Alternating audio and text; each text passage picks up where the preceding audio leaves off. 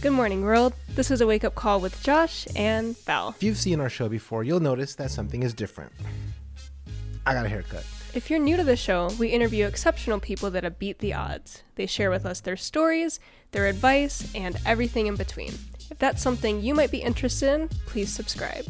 This interview is very special to us because it is Asian Pacific American Heritage Month, and we want to highlight someone that's helped pave the way for other Asian Americans in the entertainment industry. So without further ado, let's jump into our interview with Hollywood editor AJ Calomay. Today we are with Mr. AJ Calomay. Yeah, that's right. Yeah. Calomay. Were you born in the Philippines or were you born I was here? born here in LA, UCLA specifically, where my mom was working at the time as a nurse. Crazy enough, right? You know, So the whole Filipino, you grow up to become a nurse, doctor. How did you kind of battle that, or was it supported for your career? Like, how did you deal with that, if you did? yeah. Well, I mean, when I went to when I was, applying for colleges, I really had no idea what I wanted to major in, Mhm. but parents were encouraging, of course, stability and something that they're familiar with. So of course, medical field, and then they bring up doctor. I'm like, oh yeah, that sounds good. Yeah, why not? So I didn't really put much thought to it. So ended up becoming a biochemistry major, which was really hard, for like when I was starting Yeah. out.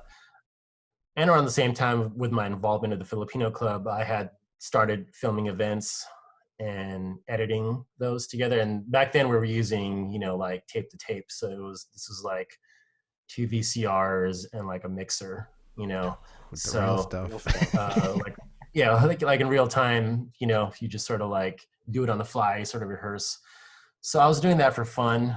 But even before then, when I was a kid, my cousins and I would shoot, videos of us skateboarding, or I take like basketball clips and cut together little music Yeah. videos.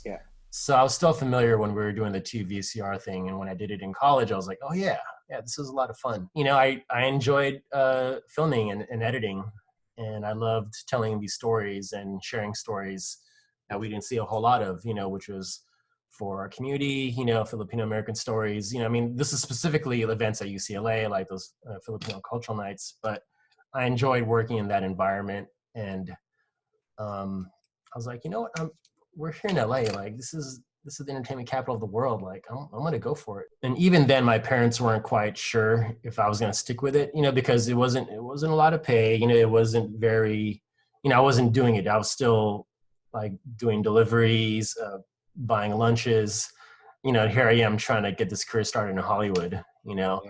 I wasn't like already like working as or in grad school for anything else. So it took a while, but they were pretty supportive, they kept on reminding me like, hey, are you sure this is what you want to do?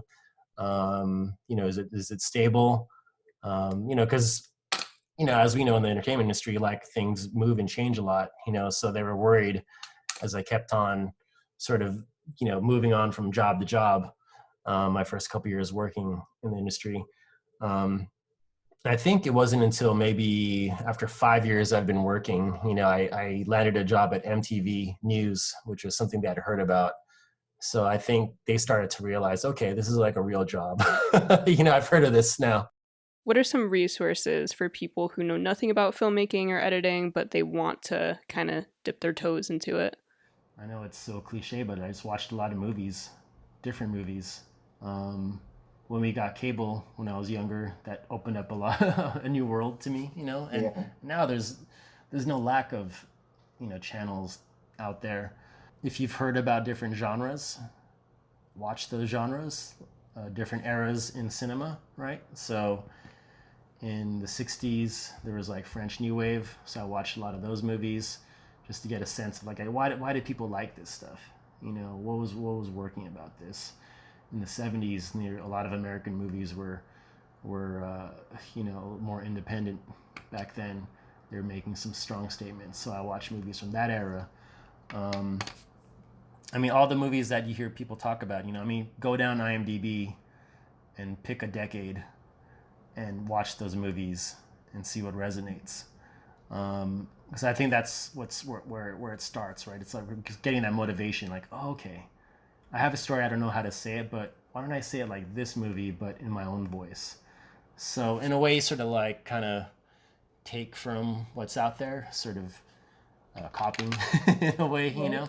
I mean, when I watched Pulp Fiction, you know, in 94, that gave me a big, you know, that influenced me. I'm like, oh wow, because, you know, it was a mainstream release. I saw it in the theater, but the editing was different. So I was like, wow, what's different about this?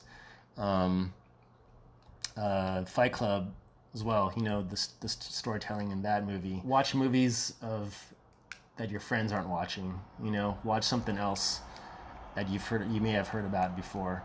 That'll get you used to language, visual language, and sort of expand your vocabulary. So it's not just, okay, I don't want to just watch the same stuff. You know, there's only so many things if we're all watching the same Netflix shows, right? Like, what else is out there that's different?